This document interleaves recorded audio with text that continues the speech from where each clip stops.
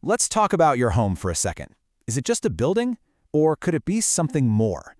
We're about to dive into a really powerful idea that's changing not just our houses, but the way we live together, creating communities that are greener, way more connected, and believe it or not, actually more affordable. This is the big question, isn't it? It pushes us to think way beyond just solar panels or a recycling bin. It's asking us to imagine our homes as, like, active partners in building a better world. For us, for our neighbors, and for the entire planet. So, to really get how this works, we've got to start with the foundation. It all kicks off with the green part, the ecological principles that this whole new way of living is built on. Okay, so what exactly are we talking about here? The key word is integrated. This isn't just about building a single eco-friendly house and calling it a day. Nope. It's about how that affordable green home connects to shared spaces and smart, sustainable systems across a whole town. And what's so cool here is how these principles all stack on top of each other.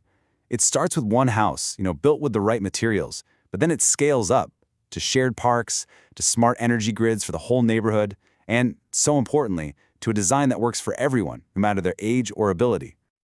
Right, so this connects directly to that idea of township-level thinking. A green home is fantastic, but how do you power an entire green community?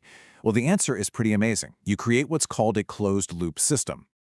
You can just see this beautiful circular flow. Renewable energy comes in and powers everything. The homes themselves are designed to be super efficient, so they don't waste it. Then, anything we'd normally call waste gets cleverly turned back into a resource, like compost for community gardens, or even energy from biogas. Literally, nothing gets wasted. And the impact of that loop? It's massive. We are not talking about a tiny improvement here. This is a complete shift away from the high-waste model we're all used to. It's just a profoundly more efficient system. But all this green technology and resource management, that's only half the story. Because a great place to live is about so much more than efficiency. It's about people. It's about feeling connected. This slide really hits on the core difference. On one side, you've got the typical suburban setup. Private fences, you have to drive everywhere, which can make us feel pretty disconnected. But on the other side, it's a total redesign. When you prioritize things like walkable paths and shared parks, you are literally designing opportunities for people to bump into each other, to talk, and to build real relationships. This quote just says it all, doesn't it?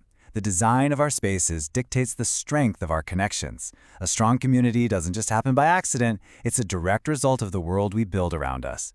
If we want to fight loneliness, we have to start by designing places that actually bring us together. And listen, a stronger community has to mean a community for everyone. So inclusive design here is absolutely non-negotiable. It means building spaces that are truly welcoming and accessible to people of all ages, all abilities, and all backgrounds. Okay, so this sounds incredible, right? Green, connected, inclusive, but I know what you're thinking. What's the big question? Can anyone actually afford to live like this? And that brings us to the final and maybe the most revolutionary piece of this puzzle. Get this, a potential 25% reduction in the average cost of living. This just shatters that old myth that living green is some kind of expensive luxury. In fact, this whole model is engineered from the ground up to make a high-quality, sustainable lifestyle more affordable, not less. So how is that even possible? Well, it's really a three-part answer. First, those hyper-efficient homes mean your utility bills are tiny. Second, when you share amenities, think community tool sheds or gardens, not everyone has to own everything, which cuts down costs. And third, having the community's own renewable energy source locks in savings for the long, long haul. It's affordability built right into the design. So when you put all of these pieces together, the smart green design, the focus on community, and that real commitment to affordability, you don't just get a better housing development, you get a whole new vision for what home can really mean. Ultimately, it all comes down to these three pillars working together in harmony. You've got ecological health for a planet that can support us, you've got social connection for happy, strong communities, and you need financial affordability to make sure this better future is actually open to everyone. This is the blueprint. So I'll just leave you with this final thought. Take a look around your own neighborhood.